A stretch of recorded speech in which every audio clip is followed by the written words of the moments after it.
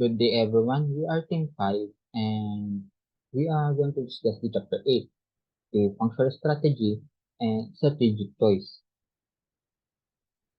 First is the functional strategy. Sa functional strategy, specific approach siya na tinitake na isang company or organization para ma-improve yung competitiveness sa isang particular market. Next is marketing strategy. Yung marketing strategy ay isang plan for reaching prospective consumer and turning them into customer of their product. Dito naman sa market development, it focus on selling existing product to new market. Example nito ay yung Colgate and Palmolive. Nag-introduce sila ng new and improve the variation ng product at packaging nila na mas nag-a-appeal sa market. Sa product development naman, it focus on introducing new product to an existing market. Ang example nito ay yung Google. Nagsimula yung Google as an online search company and sa ngayon po, they offer a lot of product and services like YouTube, Google Meet, Google Classroom, Gmail, and Docs. Next is financial strategy. Sa financial strategy are strategies which provides an answer to what are we going to do with the foreign finances of the business. And one of the most common strategy na ginagawa ng mga companies is the investing. Basically, most companies spend their money on investments, either for maintenance or innovation of machines, equipment, and other products. Just like what Apple did, which is na-focus na sa mga short-term investment in order for them to have a stable income and preserve capital. Dito naman sa leverage buyout, nakuha yung company sa transaction financial largely by debt na usually na-obtain sa mga third party like insurance company or investment banker.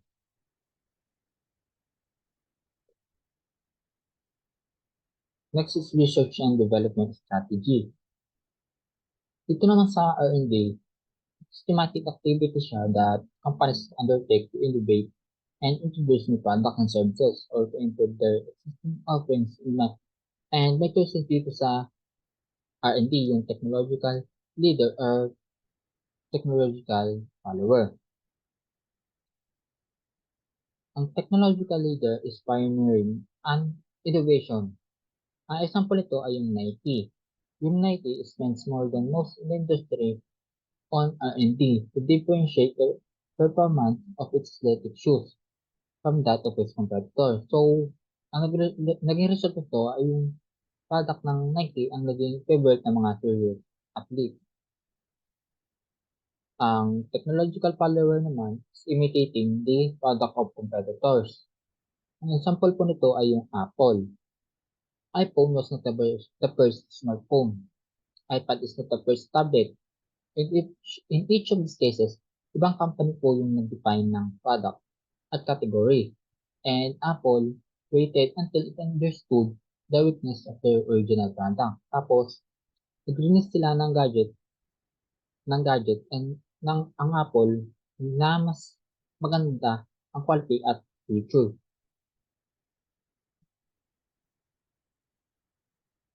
Next is operation strategy. Sa operation strategy naman, every time our resources are allocated ay used to support the business goals.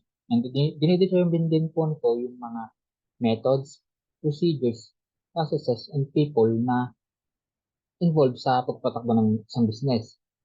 Ang example nito ay yung furniture retailer deciding its manufacturing strategy by outsourcing production to an automated facility.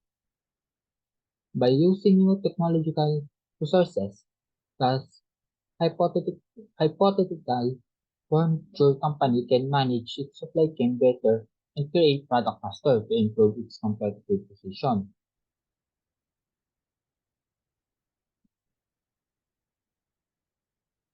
Next is purchasing strategy. Sa purchasing strategy, ito yung mga strategies ng mga company to acquire supplies and services.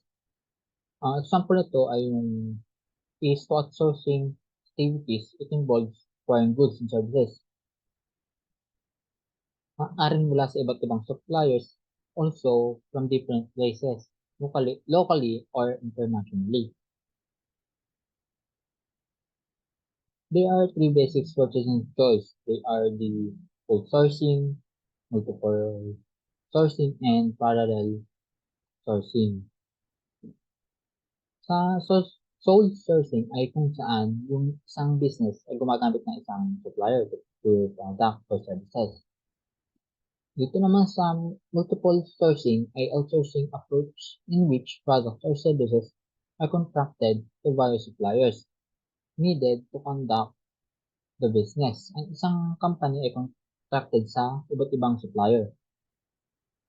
At sa parallel sourcing naman ay it allows the buyer to work on single basis with each component supplier within the product group while maintaining multiple sourcing across.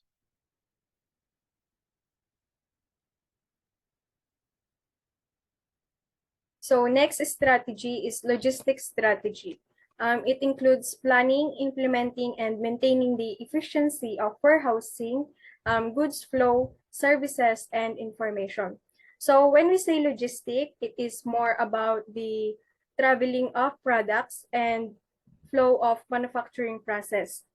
Anything that is moving in the company, the products between the product lines and shipping, and that is what we call logistics.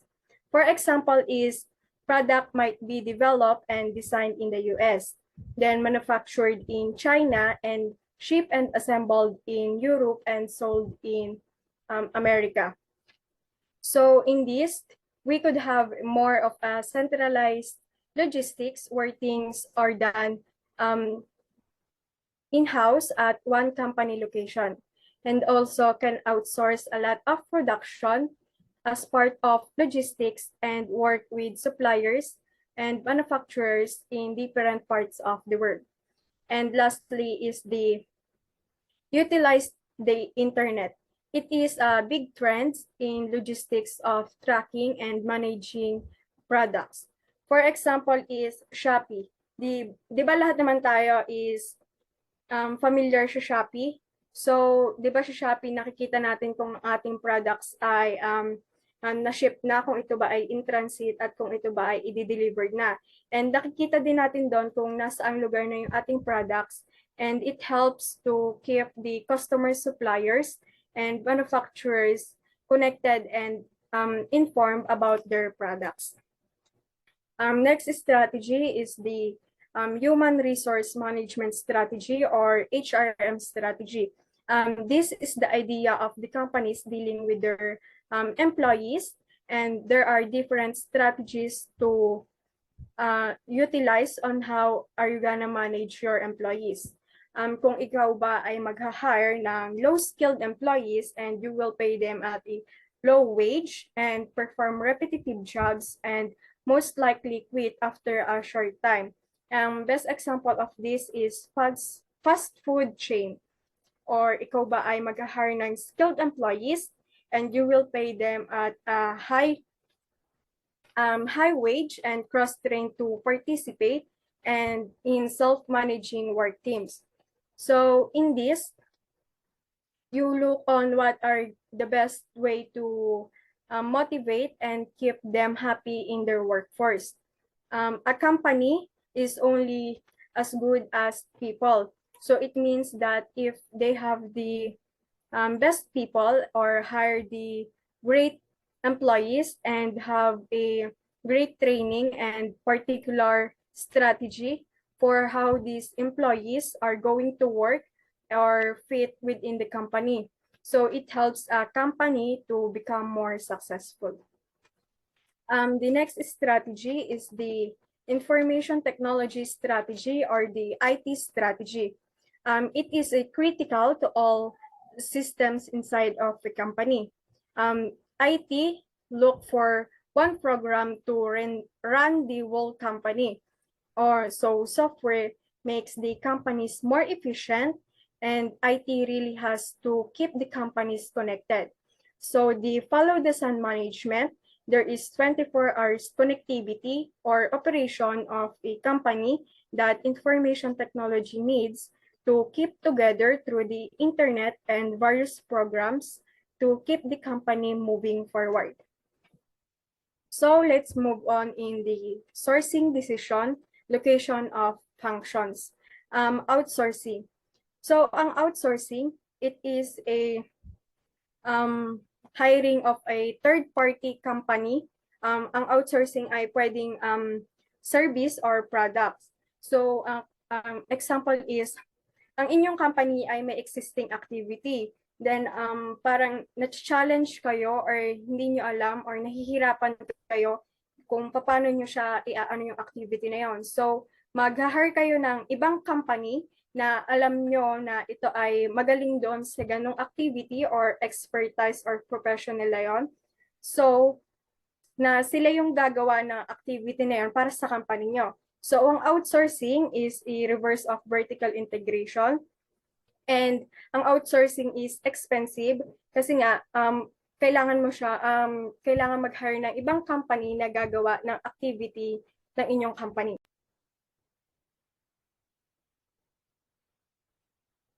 Offshoring, in a simple words, it means that getting work done in different countries or transferring of business process in another countries.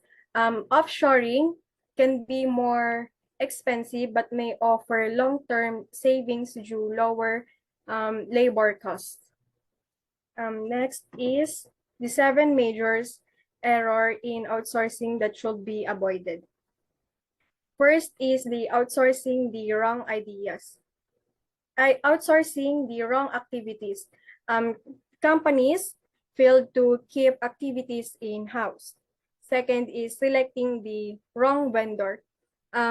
When there are vendors that not trustworthy or lack state-of-the-art process. And third is writing upward contracts.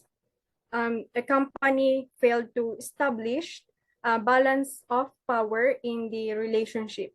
Next is overlooking personal issues and employees lost commitment to the firm.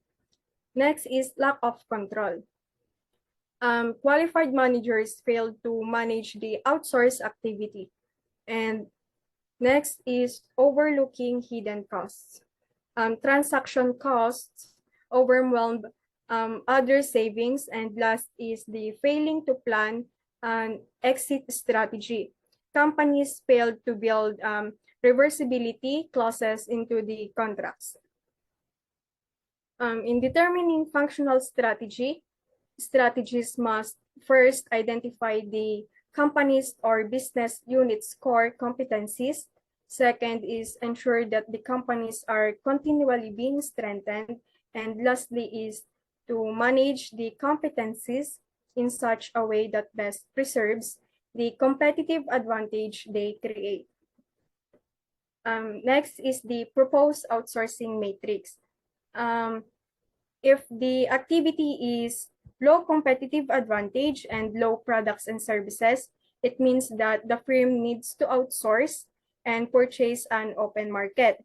And if the activity is low competitive advantage and high products and services, it also means that the firm needs to outsource and purchase with long-term contracts with trusted suppliers or distributors.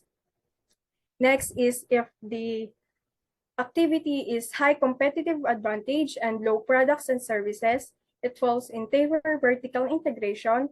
The firm produce some activity or functions. And lastly is when the activity is high competitive advantage and high products and services, it means that it is full vertical integration and the firm does not have to outsource.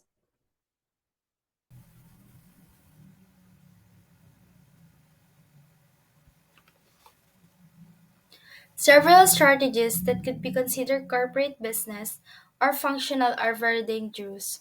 Managers who have made poor analysis or lack creativity may be trapped into considering some of the following strategies to avoid.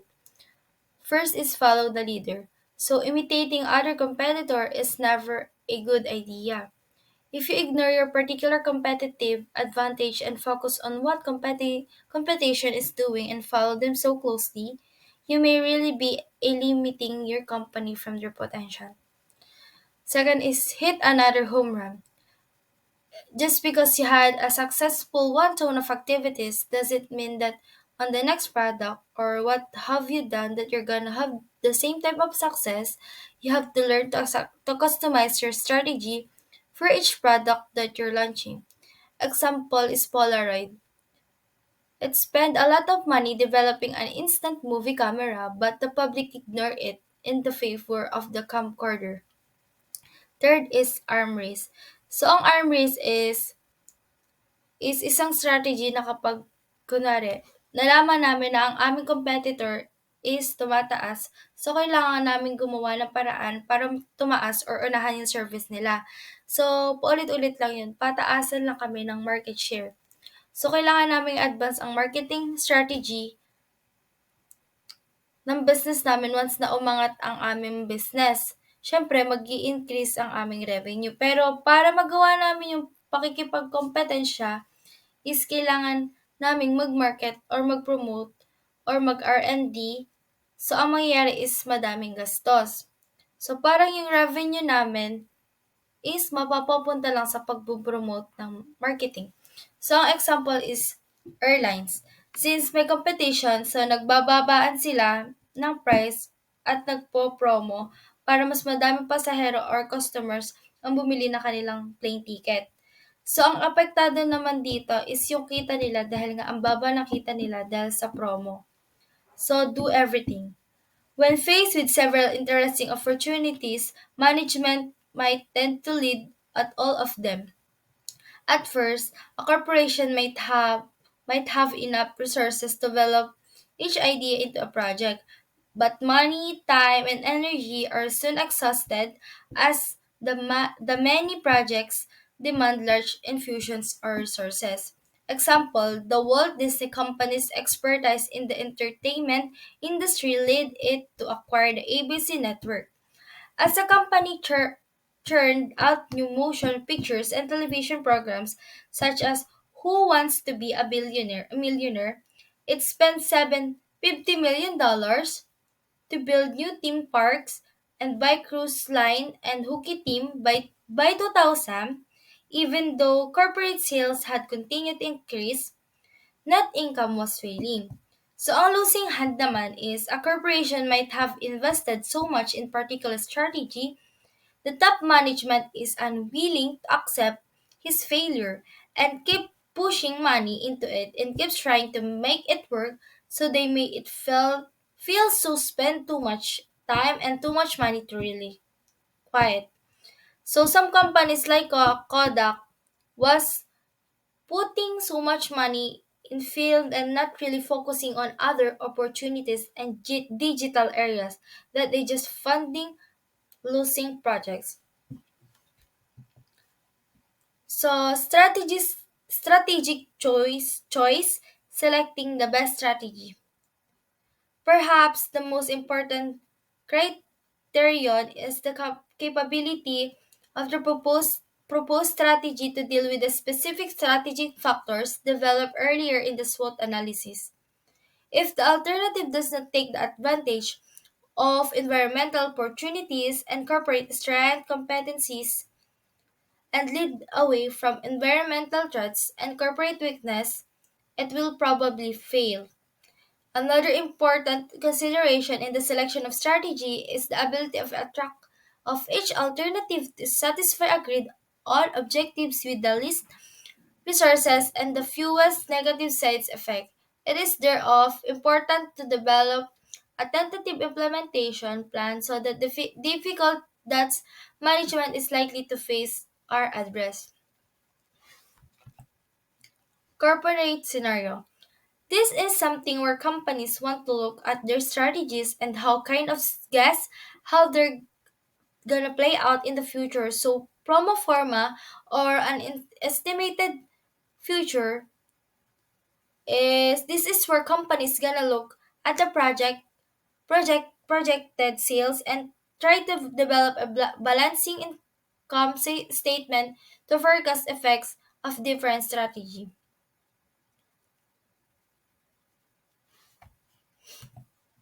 So, based on our projection,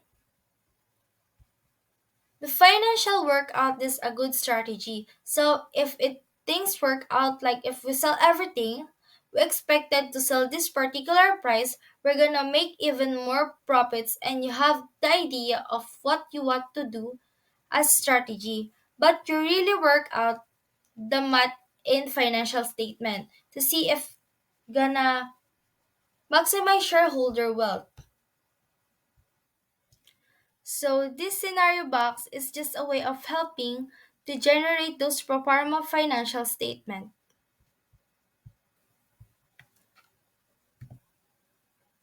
Here's a company also have to look at managing risk and thinking about risk. So none of these scenarios are 100% guaranteed.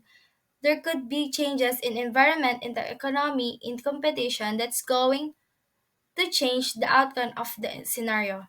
So risk is always something that companies should look to factor into the pro pro forma financial statement because things that they strategies that are employing are concepts that they gonna put in place it in forecast gonna make base.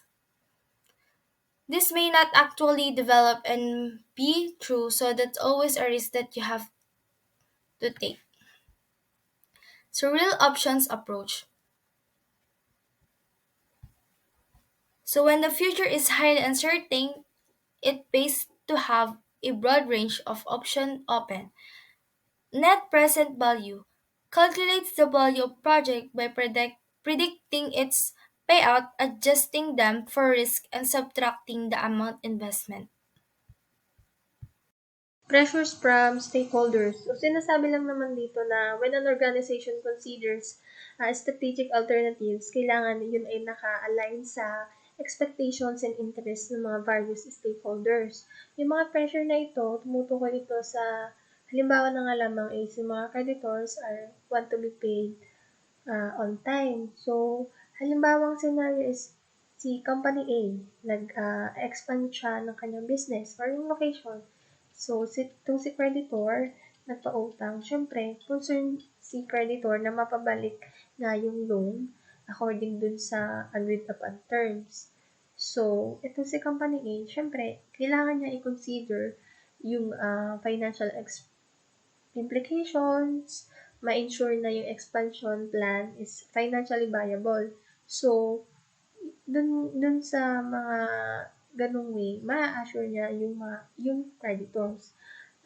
Padalawang bagay pa is yung government and interest groups expect the organization to be socially responsible and contribute positively to the society.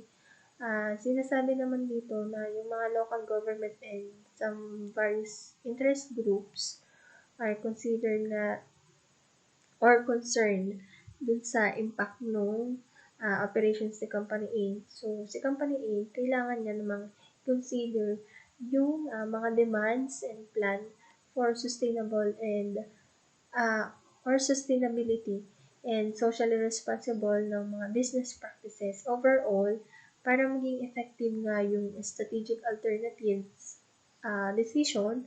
Ang organization ay kailangan masatisfy niya yung mga various stakeholders and groups demands. So, yung the chosen alternative, kailangan align siya dun sa mga interests and expectations ng mga groups na ito, taking into the consideration of financial responsibilities, yung social commitments, and yung mga profit-sharing objectives. So, therefore, it is all about the strategic choices na makakapag-meet dun sa demands and concerns or needs ng mga stakeholder while also serving the organizational best interests. Political strategy in influencing stakeholder is essential in aspect of political engagement, advocacy, and governance.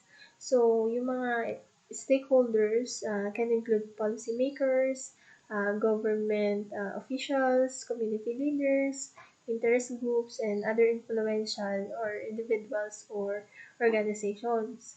So, yung mga political strategy is used to influence stakeholders. Yun ay sa pamamagitan ng mga una, yung pag-identify sa kanila or yung identify key stakeholders. Yung unang step is ma-identify and ma-prioritize sila yung mga stakeholders who have the power to impact political issue or decision. So this can involve analyzing their positions, interests, and potential interests. So, padalawa, building relationship. Siyempre, kailangan mong magkaroon ng magandang relationship sa kanila. Establish and nurture relationship with key stakeholders. This involves regular communication, collaboration, and yung pag-build din ng trust. So, those are the interactions na mas effective. Patatlo, yung lobbying and advocacy. Makapag-develop ka ng strategic lobbying and advocacy plan para ma-engage mo yung mga stakeholders, and this may involve meetings, presentations, briefings, and yung mga efforts para mobilize mo yung public support. So, overall, yung political strategy in influencing key stakeholders requires a plan, yun nga, effective communication, yung relationship building, yan ang pinakamahalaga. So, throughout understanding political landscape. So, by strategically engaging with them or dun sa mga stakeholders, makakapag-drive ito ng change and advance their goals. So, sa corporate culture naman, yung pressures from corporate culture, hindi siya naiiba dun sa sinabi ko kanina na pressures from stakeholder, ganun din yon. So, when an organization considers strategic alternative, kailangan, kinoconsider niya din na i-align yung strategy na yon sa corporate culture.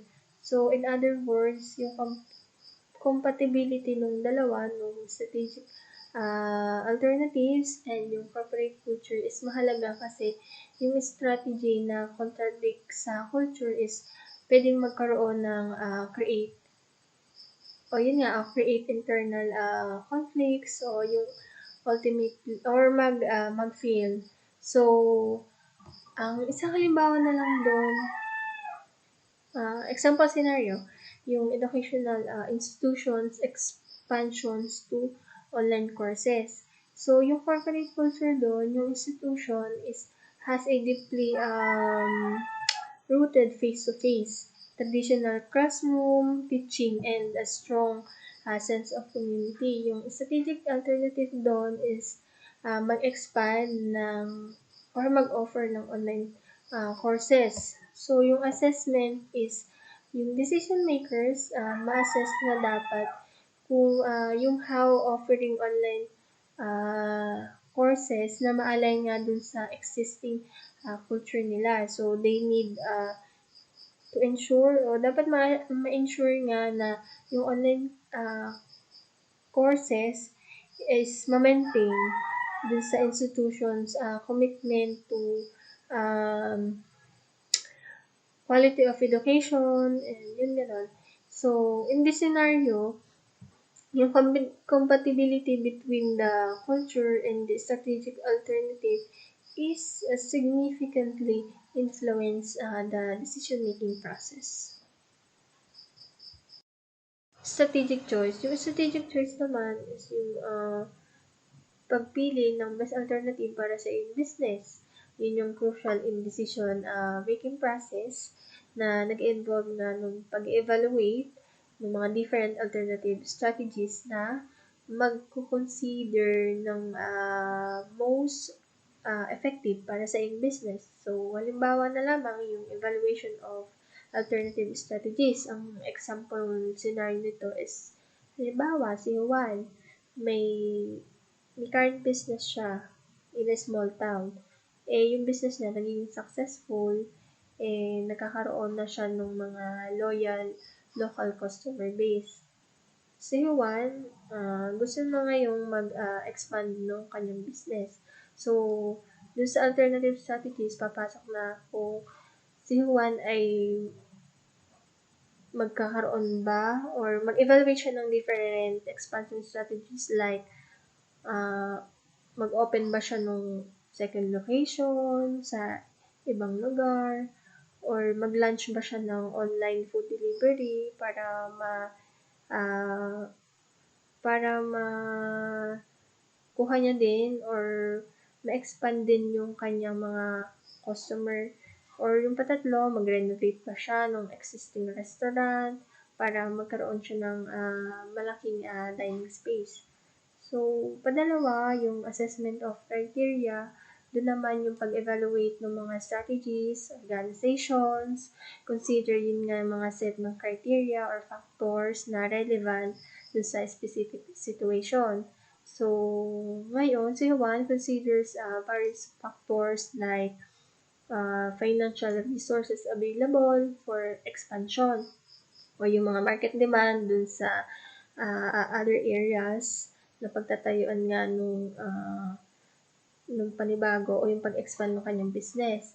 So, patatlo naman yung mga kompetensya and yung mga market saturation at yung pang-apat, yung kung ano ba yung mga risk and also the resource allocation. Sa patatlo naman yung comparison. So, dito naman sa Juan is magko-compare against the another based on the established criteria. So, dito naman, kung consider na paano niya ma-align yung goals and constraints. Tapos, dito, kinoconsider na Juan yung pagtimbang sa mga pros and cons ng bawat strategy. So, overall, yung strategic choice is a critical part ng strategic process na dahil yung strategic choice, doon nakasalalay yung success ng iyong business. So, ito ay naka-align dun sa direction ng inyong organization, sa yung future actions ng inyong organization, at saka dun sa success and the achievement of the organizational goals. So, regardless of the process used to generate strategic alternatives, each resulting alternative must be rigorously evaluated in terms of its ability to meet four criteria, which are the mutual exclusivity, success, completeness, and internal consistency. So, doon naman sa mutual exclusivity, yung criteria na yun is nag-emphasize siya ng strategic alternative na kailangan distinct siya and hindi siya nag-overlap or conflict dun sa other alternatives.